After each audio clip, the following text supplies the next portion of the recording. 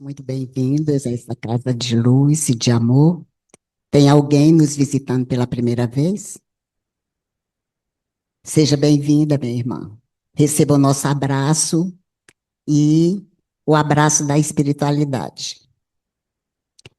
Vamos iniciar então a nossa tarde de trabalho. E para iniciarmos, eu vou pedir ao Felipe para fazer a nossa leitura preparatória. A leitura é do livro Fonte Viva, Francisco Cândido Xavier, pelo Espírito de Emmanuel.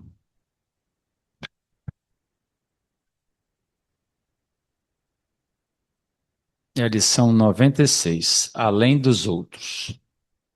Não fazem os publicanos também o mesmo? Jesus, Mateus 5, versículo 46. Trabalhar no horário comum, irrepreensivelmente, cuidar dos deveres domésticos, satisfazer exigências legais e exercitar a correção de proceder, fazendo o bastante na esfera das obrigações inadiáveis. São tarefas peculiares a crentes e descrentes na senda diária.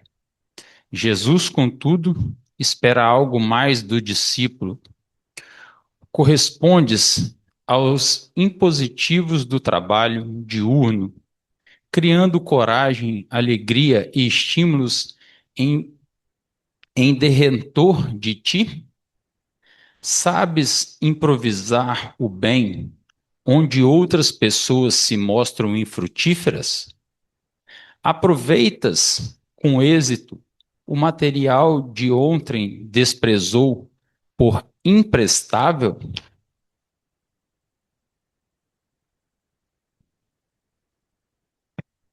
Guardas com paciência onde outros desesperaram? Na posição de crente, conservas o espírito de serviço, onde os descrentes congelou o espírito de ação? Partilhas a alegria de teus amigos, sem inveja e sem ciúme, e participas do sofrimento de teus adversários, sem falsa superioridade e sem alarde? Que dás a ti mesmo no ministério da caridade? Garantir o continuismo da espécie, revelar utilidade geral e adaptar-se aos movimentos da vida são característicos dos próprios irracionais. O homem vulgar, de muitos milênios para cá, vem comendo e bebendo, dormindo e agindo sem diferenças fundamentais na ordem coletiva. De 20 séculos a esta parte, todavia abençoada, luz resplandecente na terra com os ensinamentos do Cristo, convidando-nos a escalar os cimos da espiritualidade superior. Nem todos a percebem ainda, não obstante envolver a todos. Mas, para quando se felicitam em suas bênçãos extraordinárias, surge o desafio do Mestre, indagando sobre o que de extraordinário estamos fazendo. Agora vamos fechar os nossos olhos, serenar nosso coração, a nossa mente. Vamos elevar o nosso pensamento a Deus, a Jesus, a nossa Mãe Maria Santíssima. Vamos nos conectar com a espiritualidade maior, com os mentores dessa casa, com os nossos mentores. Vamos agradecer por essa tarde de aprendizado, de amor, e vamos abrir os nossos corações para receber toda a luz que vem da espiritualidade nessa tarde. Vamos pedir a Jesus permissão para os trabalhos de hoje, que a espiritualidade nos venha intuir, nos venha orientar, que possamos, como tarefeiros da casa, efetuar o nosso trabalho com amor, com caridade, com fé, com luz. Pedimos a proteção também ao nosso palestrante de hoje. Obrigada, Senhor, por mais essa tarde de amor e luz. Graças a Deus.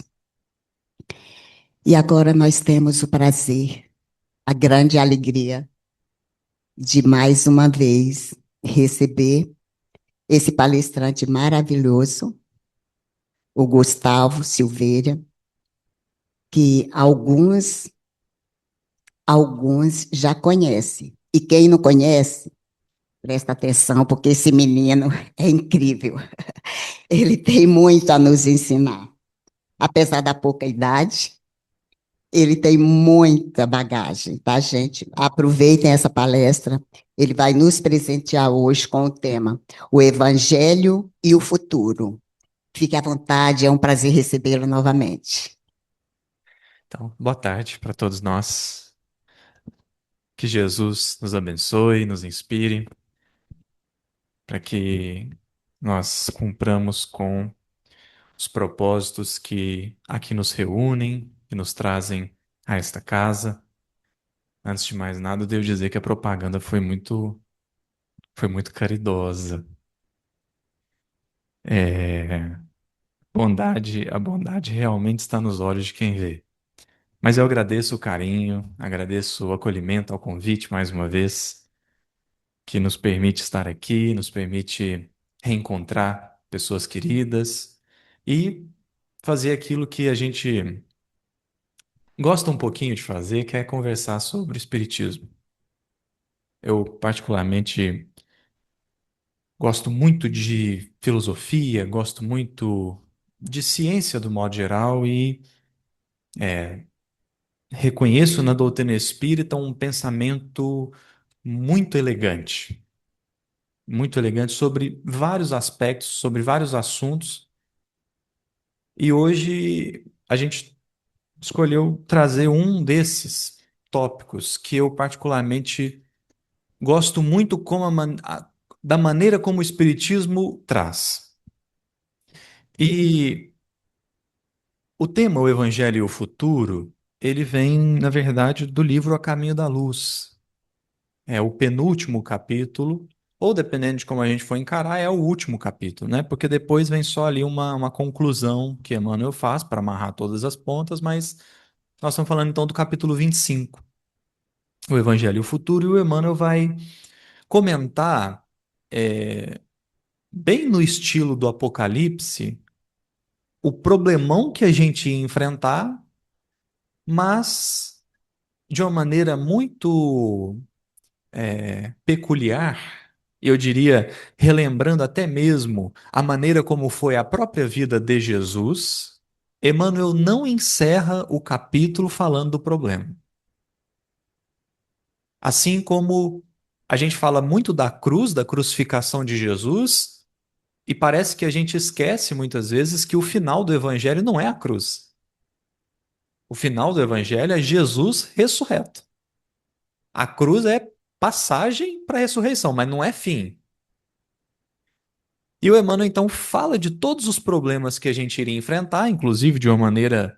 Eu vou ler aqui para vocês sentirem o peso da mensagem, de uma maneira muito dura, mas uma maneira também que remonta à própria obra de Kardec, né? Uma mensagem muito comentada do livro Obras Póstumas. É uma mensagem intitulada A Regeneração da Humanidade. Kardec está ali, segundo ele, fazendo um resumo do ensino de vários espíritos, e um ponto que é trazido lá é que nós chegaríamos num momento em que a humanidade estaria assolada por gravíssimos problemas, não apenas de ordem material, mas de ordem psíquica. E eles usam uma expressão forte, né? Kardec coloca assim: e estarão riscados do livro da vida mesmo antes de morrerem.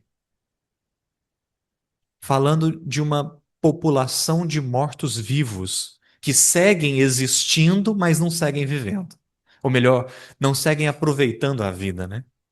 Como uma vez um amigo meu estava na faculdade, assim, né? Aí um amigo meu, e tinha um diretório acadêmico, que era um lugar ali onde os alunos ficavam reunidos, e a gente chamava de DA, que é o diretório acadêmico.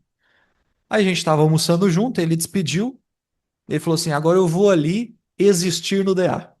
Ou seja, vai fazer nada. Ele vai lá passar o tempo, porque ele estava tão desanimado da vida que ele não sentia fôlego para almejar outros planos, para pensar a própria existência.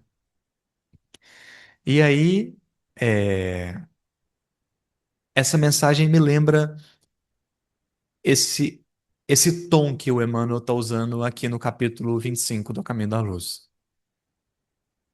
Mais à frente, ainda no Obras Póstumas, na mensagem à regeneração da humanidade, Kardec coloca uma outra frase, né, que é sobre a questão do suicídio, em que é previsto que o suicídio viria não só em adultos, mas em adolescentes e crianças, num número nunca antes visto. E eu particularmente considero essa mensagem muito importante porque pouquíssimas vezes na obra de Kardec nós vamos ver previsões.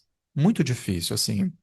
Tanto é que é essa, alguma coisa ali na Gênese e uma outra que eu queria ler aqui também. Então é muito difícil trazer previsões, assim, mas então quando é quando é colocado assim, a gente lê com atenção, né? Porque há alguma coisa ali, alguma mensagem importante. E aí é interessante de raciocinar que a previsão foi feita não porque havia desejo dos espíritos que isso acontecesse. A previsão foi feita para que, quando acontecesse, a gente se lembrasse, falasse assim, olha, já foi predito isso. Isso iria acontecer. Mas ao lado dessa previsão, houve muitas outras dizendo que essa época não é o fim, assim como também no Evangelho, a crucificação não é o fim. O que eu estou querendo reforçar aqui é que toda mensagem espiritual tem um ponto em comum que é a dor vai existir, mas ela não é o fim. Isso é importante que seja dito. Porque eu sempre me lembro, quando Kardec está descrevendo espíritos de terceira ordem no Livro dos Espíritos, uma das características que ele coloca lá é que espírito de terceira ordem, porque sofre por muito tempo, acha que vai sofrer para sempre. Então é importante a gente lembrar que não vai sofrer para sempre. Porque, pelo menos eu digo por mim, né? Se tiver um espírito aqui de segunda ordem ou de primeira ordem, não é para você que eu estou falando. Mas espíritos de terceira ordem têm essa condição, porque sofrem por muito tempo, acham que vão sofrer para sempre. E esse pensamento de que vai sofrer para sempre, ele aterroriza um pouco, né? Ele dá um medo, porque é angustiante você pensar que está numa situação desconfortável e que nunca vai sair dela. Mas então, dito isso, assim, acho que os momentos em que existem previsões na obra de Kardec, aqui no Caminho da Luz, o Emmanuel está fazendo. O livro é de 1938. Eu acredito que o Emmanuel já estava dizendo de um tempo que a gente está vivendo agora, mas ele já foi além ainda. Ele já falou ainda depois, e dizendo assim: olha, vai ter a fase ruim, a fase difícil, vai chegar num nível que muita gente vai olhar e falar assim: agora acabou, né? Outro dia, um amigo me mandou uma mensagem, mandou um vídeo no Instagram de uma moça num podcast, não sei onde que estava. E ela falando que deixou de ser espírita porque o espírita acredita na evolução e ela, com toda a competência, analisou e falou assim: a gente não está em evolução coisa nenhuma. E eu pensei assim: quantos anos será que ela considerou na análise dela, né? Para dizer que a gente não está em evolução? Que ela falou assim: o espírita fala que a gente está em evolução, olha o tanto de crime que tem hoje. Eu falei assim: poxa, mas será que ela não considerou que o que hoje é crime, 100, 200 anos atrás era lei? Né? Hoje, escravidão é crime. Há 200 anos atrás era lei. Tava na lei, se podia, né? Podia fazer. Hoje é crime. Daqui a pouco não é nem praticado. Então a evolução ela é em passos lentos. A moça não acreditava que a gente estava em evolução, mas a gente está. Então é muito natural a gente pensar que vai melhorar, né? Que as coisas não ficarão dessa maneira para sempre. E a previsão da dor é feita porque a previsão da dor é feita junto com a previsão do alívio. Então, quando a dor se concretiza, você faz o salto, é lógico, né? Assim, se a dor prevista se deu, o alívio previsto há de se dar também. Isso é importante. Mas, a par disso, eu queria trazer um outro texto, que é um texto que eu já citei ele várias vezes, mas eu acho que eu nunca li ele, ou pelo menos nunca trouxe nenhuma parte. Eu só citei, assim, eu acho que esse texto é muito valioso. É, na verdade, há um anterior, que eu preciso pelo menos citar, que é o item Os Messias do Espiritismo, que está no livro, que está na Revista Espírita de 1868, no mês de fevereiro. Ao longo de 7 anos, Kardec recebeu mensagens, eu diria, muito difíceis de interpretar. Porque se você ler, vai lá na Revista Espírita, 1868, mês de fevereiro, o item Os Messias do Espiritismo. Se você ler as mensagens que estão lá, você vai ver que São Luís, Lacordaire, Lamennais, espíritos que fizeram parte da codificação, estão assinando mensagens dizendo, e as mensagens, todas elas, dizem assim: Jesus vai voltar na Terra. Se eu não me engano, é a mensagem de São Luís em que ele diz assim: ele não vai voltar, não, ele já voltou. Jesus já nasceu de novo na Terra.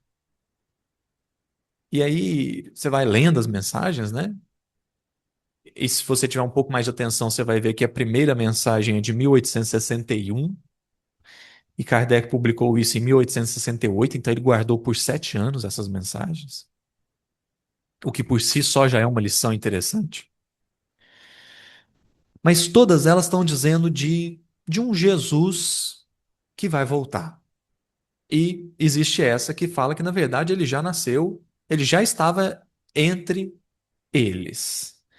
E, assim, é, pode ser que ele veio igual ao Alcione, né? E ficou ali num grupo de 10, 15 pessoas, mas hoje, quase 200 anos depois, a gente pode olhar para trás e dizer assim: acho que não veio, não, né? Assim, eu não fiquei sabendo de um Jesus reencarnado na Terra. Eu não sei se eu estou mal informado, mas acho que não, né? Mas fala assim, pô, mas aí as mensagens estão erradas, né? E Kardec faz um negócio assim, típico de mente brilhante. Ele publicou o negócio e largou lá. Não fez um comentário, não tem uma linha, não tem uma explicação. Ele reuniu as mensagens e colocou na Revista Espírita e pronto. Quando vira o mês de março, o primeiro artigo do mês de março é comentário aos Messias do Espiritismo.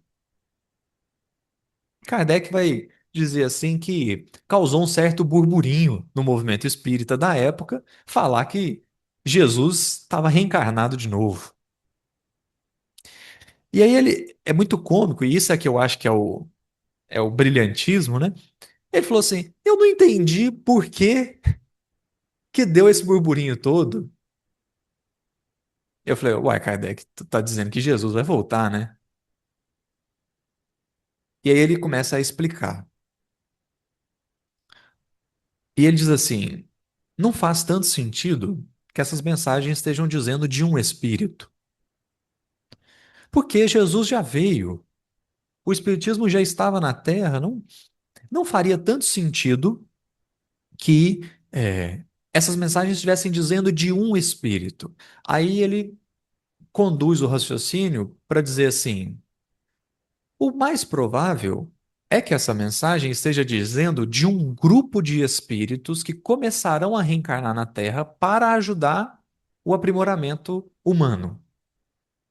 Isso aqui eu já achei brilhante, porque Kardec reuniu essas mensagens que falam da vinda de um espírito num item que ele chamou de os Messias do Espiritismo. Ele, lá em fevereiro, já tinha colocado no plural. Então, o entendimento dele não é que seria um espírito, mas seria uma pleiade de espíritos que começariam a reencarnar na Terra para fazer ou para contribuir no avanço da humanidade. E aí, no mês de março, ele discorre bastante sobre isso.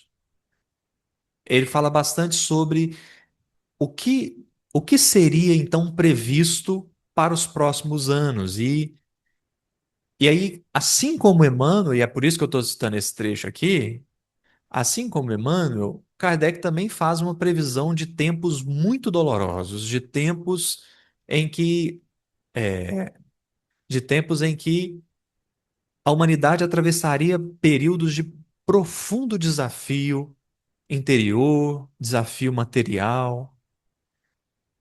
O que não é de se estranhar, porque o próprio Cristo havia feito isso, né? Lá no Evangelho de Mateus, quando ele fala assim, e vai ter guerras e rumores de guerras, e vai ter problema, no mundo tereis aflições. A aflição está garantida, né? Só que aí o que eu queria trazer à fala de Kardec é porque ele fez uma previsão aqui que eu achei um primor. Olha o que ele diz. Ele está dizendo aqui, né, que a coisa começa com o advento do Espiritismo, porque o Espiritismo, enquanto avanço filosófico, precisava vir para preparar a mente humana para todos os demais desdobramentos que estavam previstos ou estavam, pelo menos, programados. E, e aí ele diz que o Espiritismo precisava vir primeiro, e eu também acredito nisso, né? Você vê que antes de Jesus vir, ele mandou Moisés para preparar a mente das pessoas para as ideias fundamentais que ele precisava que estivessem bem consolidadas para que ele trouxesse o evangelho dele e o evangelho fizesse sentido. Então, o Espiritismo não precisava vir antes. E aí ele diz assim: sendo o Espiritismo o principal elemento regenerador, importava que o instrumento estivesse pronto quando vierem os que dele devem servir-se. É o trabalho que se realiza neste momento e que os precede de pouco. Mas antes, é preciso que a grade tenha passado na terra para purgá-la das ervas parasitas que abafariam o bom grão. Então, ele está dizendo, precisava desenvolver as ideias, desenvolver os pensamentos e tudo mais. O Espiritismo ele vem num momento histórico em que ele é um dos avanços ideológicos e filosóficos que a gente destaca da época. Houve muito avanço no século XIX, né? Muito, muito avanço em todas as áreas. Aí olha o que Kardec diz. Ele está dizendo isso em fevereiro de 1868, pouco mais da metade do século XIX. E ele diz assim: é sobretudo o século XX que verá florescerem os grandes apóstolos do Espiritismo e que poderá ser chamado o século dos Messias. Então, a antiga geração terá desaparecido e a nova estará em sua toda pujança, em toda a sua pujança. A humanidade, livre de suas convulsões e formada de elementos novos ou regenerados, entrará definitivamente e pacificamente na fase do progresso moral, que deve elevar a Terra na hierarquia dos mundos. Essa é a previsão de Kardec para o século XX. Eu Agora eu queria ler a mensagem do Emmanuel. Vocês veem porque é,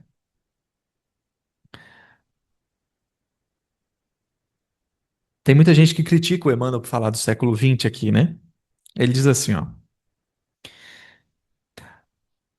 Deixa eu pular uma parte aqui para. Vive-se agora na Terra um crepúsculo, ao qual sucederá profunda noite. E ao século XX compete a missão do desfecho desses acontecimentos espantosos. Então a promessa do século XX era grande, né? E por isso que acho que tem aquela história que a gente ganhou mais um tempinho aí, né? Porque claramente não fechou. Claramente o século XX não foi o suficiente. Mas o que eu queria chamar a atenção aqui, porque é uma ideia muito simples, mas eu acho que ela fundamenta todas as demais reflexões que nós vamos fazer a partir de agora, é, é assim, para além de chamar a atenção para esse impacto do século XX, ou dessa missão que estava programada para o século XX, eu queria comentar o porquê que eu acredito que essas previsões realmente faziam bastante sentido. Eu não sei se a gente pode dizer se cumpriu ou não. Me parece que não. Me parece que o século XX não foi suficiente para que a gente entrasse, como Kardec disse, na era do progresso moral. Mas isso não quer dizer que não houve avanço nenhum.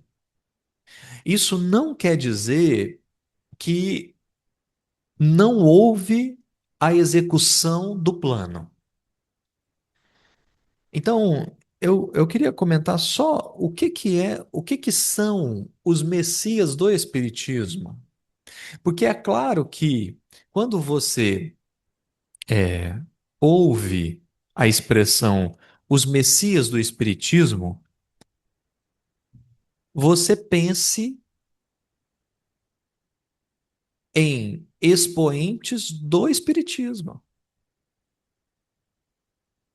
De quem que nós estamos falando? De Bezerra de Menezes, de Eurípides Barçanufo, de Chico Xavier.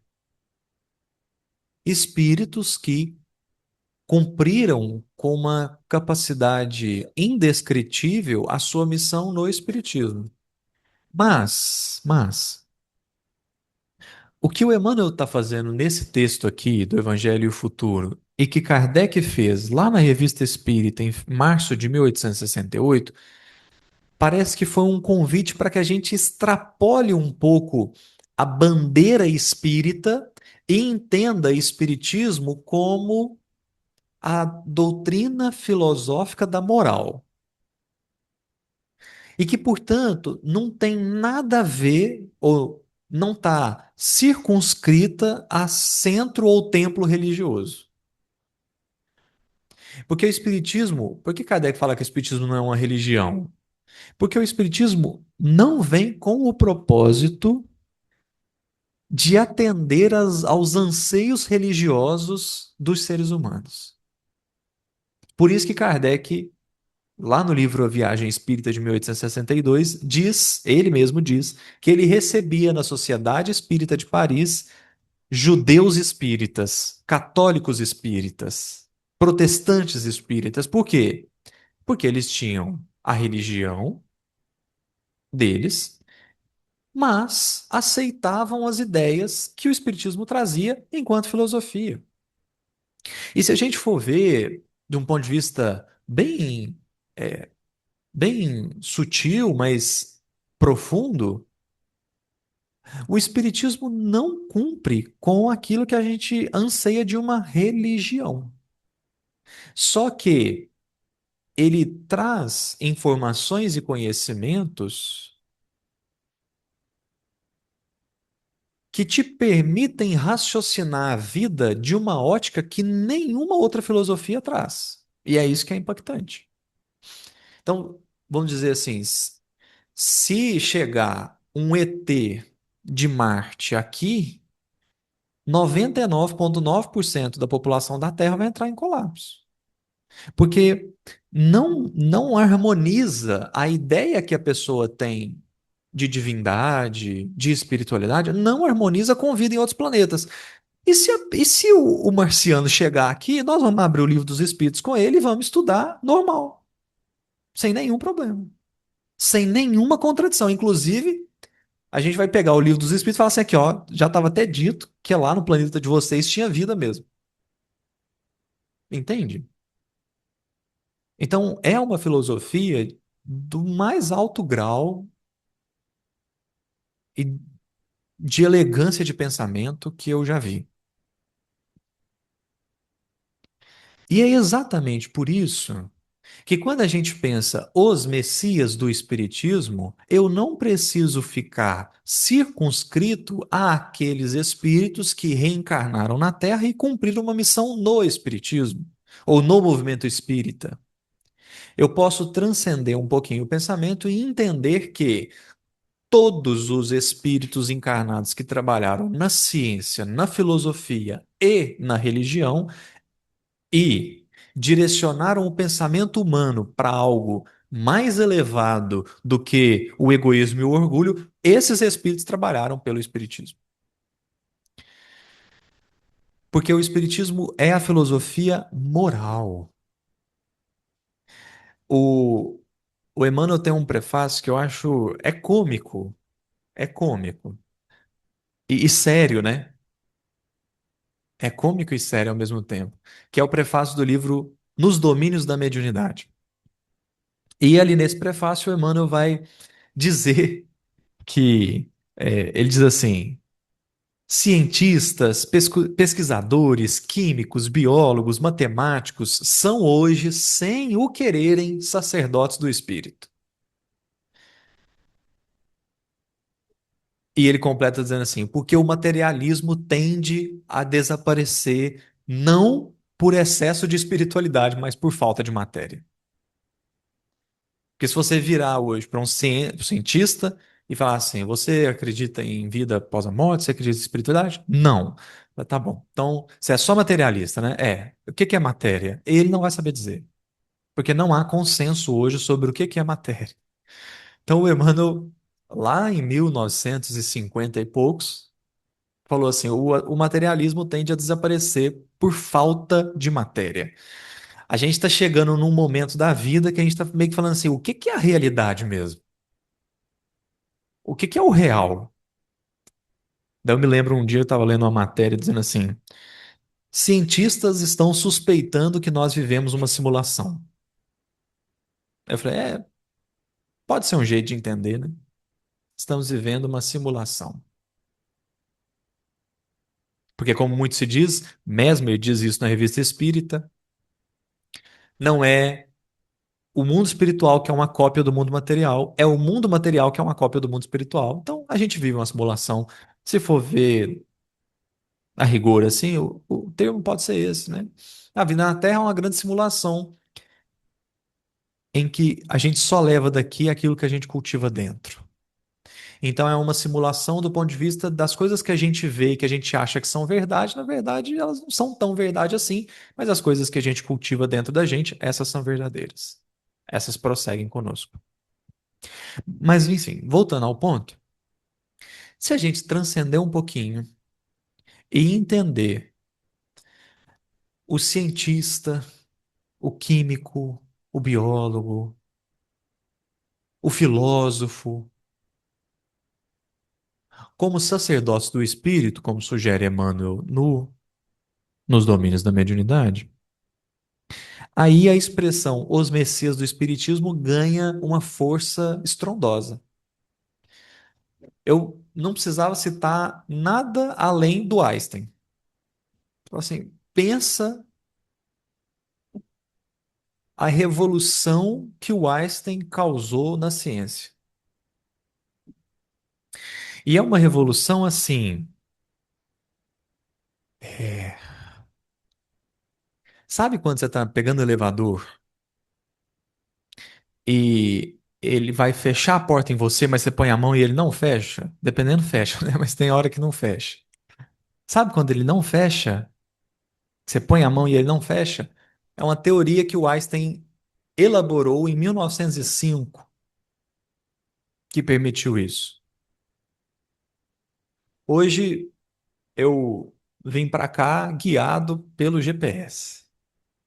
E o GPS só é possível com a precisão que nós temos hoje por causa de uma teoria que o Einstein elaborou em 1915. Você está entendendo? Que uma pessoa, e eu estou falando o Einstein porque ele é o mais famoso, mas a quantidade de cientistas que vieram na Terra no final do século XIX e no século XX é um negócio absurdo. As coisas mais extraordinárias que a gente demonstrou da ciência, eu diria até da filosofia, da psicologia, elas estão no século XIX e XX. E é por isso que eu queria trazer o texto de Kardec, porque a previsão foi feita para o século XX. E, de fato, o avanço que houve no século XX foi absurdo. De modo que, se a gente juntar o espiritismo em tudo que foi descoberto, a gente vai ver que a humanidade, ao contrário do que a moça do podcast achou, a humanidade está avançando pra caramba. E esse avanço intelectual, por mais que ele seja mais acelerado do que o moral, ele permite um avanço moral mais rápido. É claro que hoje a gente está vivendo um momento meio bagunçado, né? Tá uma coisa meio bagunçada, mas olha o tanto que a gente é mais questionador hoje. O tanto que a gente está desafiando os padrões, as tradições, renovando aquilo que precisa ser renovado. Tá demais, eu concordo, né? Tá excedendo um pouco, tá perdendo um pouco o equilíbrio, mas faz parte, né? É, uma vez eu estava no estudo assim, aí a ideia que a gente construiu lá para explicar essa questão toda desse desequilíbrio, né? É como se fosse um pêndulo, um movimento pendular. Então a gente estava num extremo, aí soltaram a gente veio com toda a força para o outro extremo. Aí vem para o outro extremo e volta para o extremo de lá. Até que dá 1 milhão de anos aí para você ver se a humanidade não chega no eixo. Chega, né? E eu estou dizendo tudo isso, convidando que a gente faça essa reflexão de que o Espiritismo não se circunscreve a uma religião, porque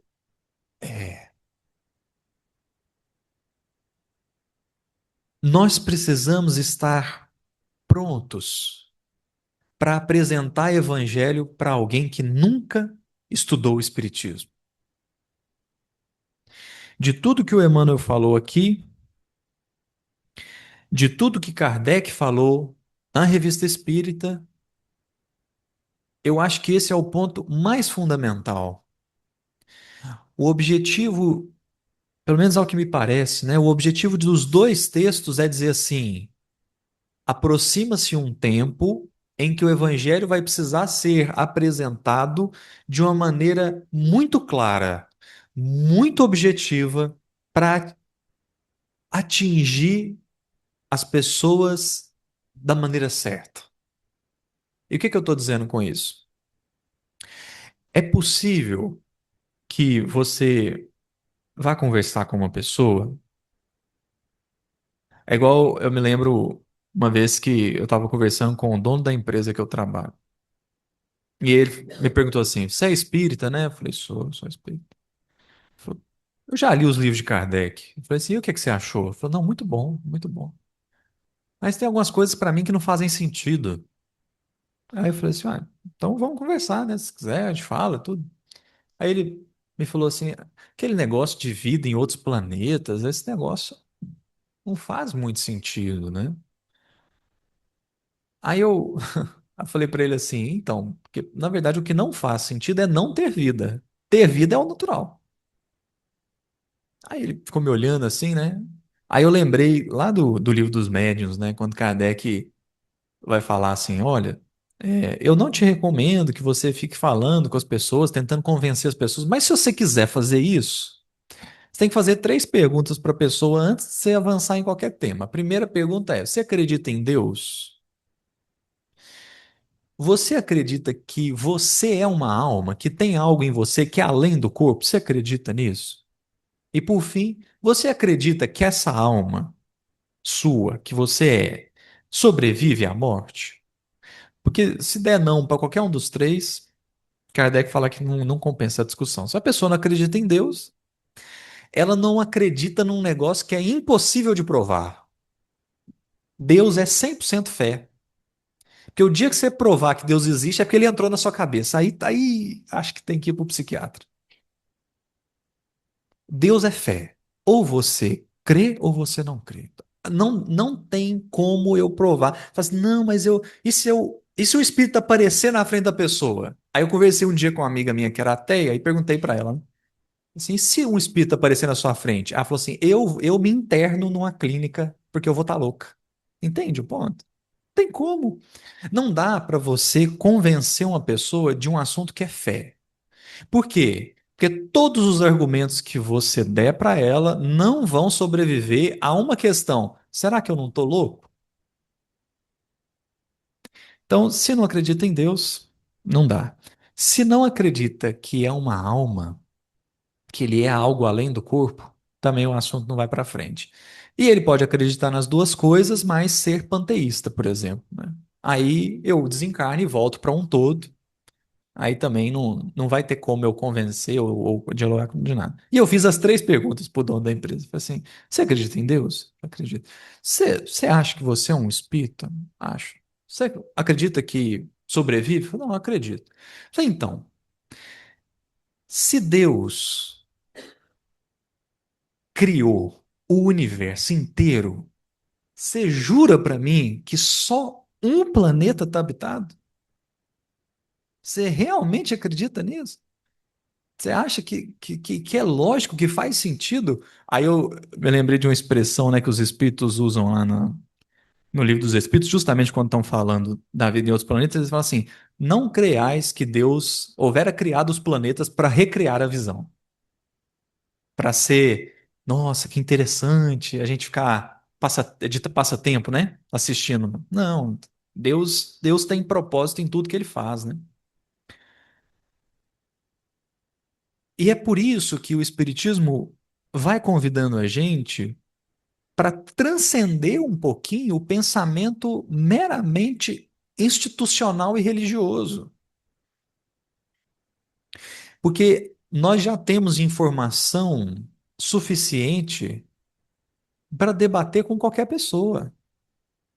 E você pode não querer usar com acerto, eu diria, né? Você imagina que chegasse para essa pessoa com quem eu conversei. Ele não está pronto ainda nem para falar de vida em outro planeta, eu vou chegar falando de reencarnação. Talvez não é a maneira, né? Mas, mas, eu posso falar de perdão. Eu posso falar de fazer o bem ao outro. Esses são temas universais. Para a pessoa negar isso, ela tem que fazer muita força. Para ela negar que fazer o bem não é bom, ela tem que ter, assim, ela tem que estar muito mal-humorada. Aí eu recomendo até que você dê um tempo para ela. Porque ela não admitir que cuidar do outro, que olhar com mais carinho para o outro, se ela não admite que isso é bom. Então eu acredito fortemente, também pelas mensagens aqui de Kardec e Emmanuel, que nós estamos chegando, ou nós já estamos num tempo, em que nós vamos precisar pensar um evangelho na vida prática. Um evangelho que é vida de fato na nossa vida.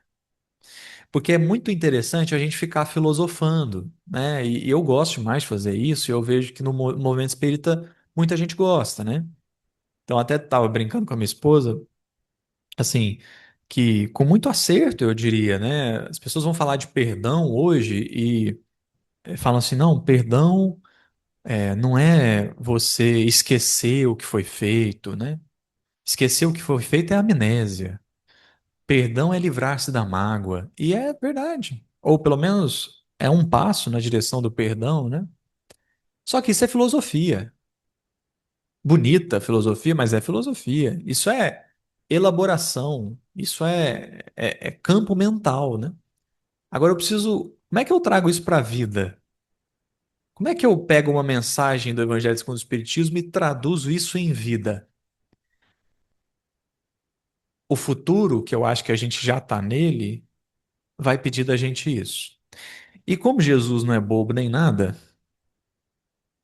Jesus é muito esperto. Eu admiro Jesus de verdade, porque é muita competência.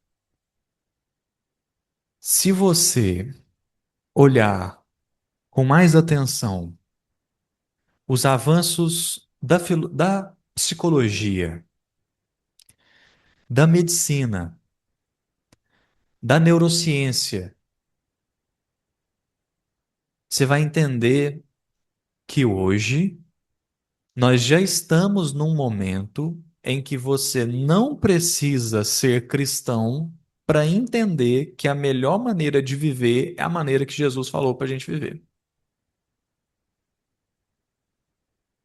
Se você pegar somente as pesquisas que são feitas para estudar o impacto da oração, o impacto do perdão, o impacto da caridade, o impacto da religiosidade, o impacto da boa convivência, o impacto da fraternidade na vida. Eu não estou falando na vida espiritual, não. Estou falando aqui na saúde do corpo, na vida física. Se você passar o olho nos estudos e pesquisas que estão sendo feitas nessa direção, você vai ficar impressionado. Eu conversei com um amigo nosso lá de Juiz de Fora, né, o Humberto Schubert, que está fazendo muito trabalho dentro da academia mesmo, né, dentro da universidade, fazendo trabalho de espiritualidade, né? Lá em Juiz de Fora eles têm o NUPS, muito forte, né, muito reconhecido. Eu perguntei para ele assim, Humberto, como é que tá hoje para a gente falar de espiritualidade dentro da universidade? Ele falou assim, tudo que a gente está tentando fazer está fluindo. Tudo que a gente está tentando fazer está fluindo.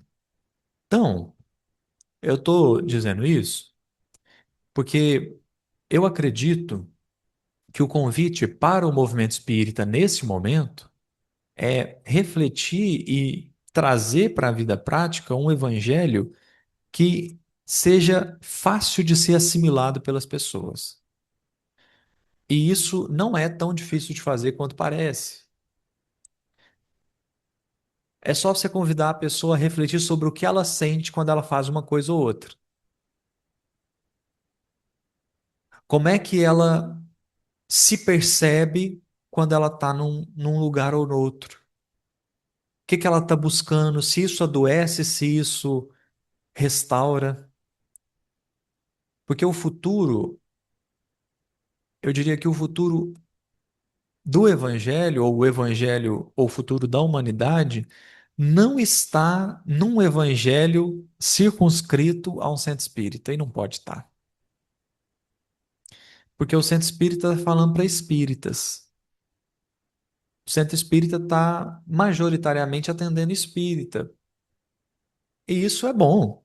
É a função do centro espírita. Atender quem passa, né? Atender quem chega, mas geralmente chega um espírita. Só que em todos os demais lugares, na loteria, no trabalho, no ônibus, na rua, na loja, no shopping, no aeroporto, na rodoviária, em todos os lugares. Nós estamos encontrando pessoas sedentas por alguma coisa além do que a humanidade já está oferecendo. E sem nenhuma soberba, eu diria que nós estamos em mãos, nós temos em mãos uma fonte que pode saciar muita gente. Muita gente. Só tem um desafio. chamado ego. Ego.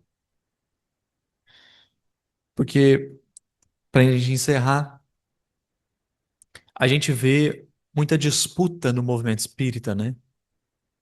Então, assim, a gente está com o fino do pensamento religioso, filosófico e moral. E a grande discussão na casa espírita é quem que vai ser o próximo presidente. Você entendeu? Nossa, mas chamaram 5 pessoas para dar passe hoje e não me chamaram. Que absurdo. Falei, meu caro, peraí um pouquinho. Não é possível, né? Porque eu acho assim, sabe? Eu fico pensando, eu desencarnado, olhando para essa existência de agora. E uma coisa que eu tenho certeza que eu me arrependeria é de picuinha, sabe? Eu não sei se é uma expressão mineira. Briga por coisa besta. Fala assim, nossa, a gente tava com as obras do Chico tudo na mão, as obras de Kardec. E no final das contas, a disputa foi por que que o fulano tem 1 hora e meia de fala e eu tenho 30 minutos? Não é possível, não é possível. O Evangelho vai pedir de nós um pouco mais de maturidade, para que a gente não se perca do que é essencial. E se o que eu falei aqui parece muito absurdo, tem história, tem história. Tudo que eu falei aqui é porque eu já vi acontecendo. Eu já vi palestrante reclamar porque o outro tinha 1 hora e 15 para falar e ele tinha meia hora só. Ele falou assim: a palestra do outro é mais importante que a minha? A minha vontade foi dizer assim: ele conhece muito mais que você, deixa ele falar mais tempo. Você conseguiria falar 1 hora e 15? Ou você quer que eu abaixe o tempo dele para meia hora? Aí a pessoa ficou meio assim. Não falei, não, gente, eu só ouvi. Já vi presidente de centro que. Já vi casa espírita lá em Araguari. Eu juro que eu achei que era mentira, mas não é. Que a fachada do centro era só rebocada no cimento. Não estava pintada. Eu achei muito curioso, porque o centro todo é pintado, menos a parede da entrada. E aí eu perguntei um dia, eu falei, mas por que que não pinta? Ele falou assim, porque tem 2 pessoas aqui que ficam revezando na presidência. E tem um que acha que a entrada tem que ser na esquerda e tem outro que acha que é na direita. Quando troca, eles destroem a parede e faz de novo. Eu falei, não é possível isso. É possível. A parede era cinza porque trocava o presidente. Ele trocava o portão de lugar, destruía a parede e trocava. Eu não tô brincando. Eu queria estar. Então você imagina a gente com o evangelho na mão, com doutrina espírita na mão, discutindo por que é que eu não tô na reunião mediúnica. Por que que não sou eu que tô dando passe? Ah, por que que não me chama para fazer uma palestra? Eu falei, pelo amor de Deus. Pelo amor de Deus. Não vamos perder o foco, não, né? O futuro que Emmanuel anuncia, que Kardec anuncia, já está aqui. A gente já está na era em que é preciso transcender um pouquinho o ambiente da casa espírita para atingir as pessoas com a verdade que a gente carrega no coração. E eu tenho orado a Jesus que a gente consiga cumprir esse propósito. Muito obrigado pela presença, pela paciência. Que Jesus nos abençoe, nos inspire sempre. Viram que eu não exagerei, que eu não fui claridosa. Maravilha, Gustavo, muito obrigada. Esperamos que você volte muitas vezes a essa casa e nós temos em nossas mãos o que nós precisamos para o nosso crescimento, para a nossa saúde física, mental, que é a doutrina espírita. Que possamos aproveitar desse presente, que possamos estudar cada vez mais e tentar trazer, colocar em prática, pelo menos um pouquinho de tudo que a doutrina nos oferece. Gratidão. Vou levar aí para você fazer. O Felipe está com o filho no colo, ele vai fazer a prece final. Eu vou levar o microfone até ele. Vamos levar nosso pensamento a Deus, nosso Senhor. Agradecer por esse momento tão especial de conhecimento, que as palavras do nosso palestrante hoje possam desabrochar em nossos ouvidos, que possamos levar isso para nossas casas, nossos lares, que possamos colocar em prática e colocar o nosso ego bem abaixo, de saber da nossa pequenez e caminharmos juntos, de mãos dadas com Jesus. Que assim seja.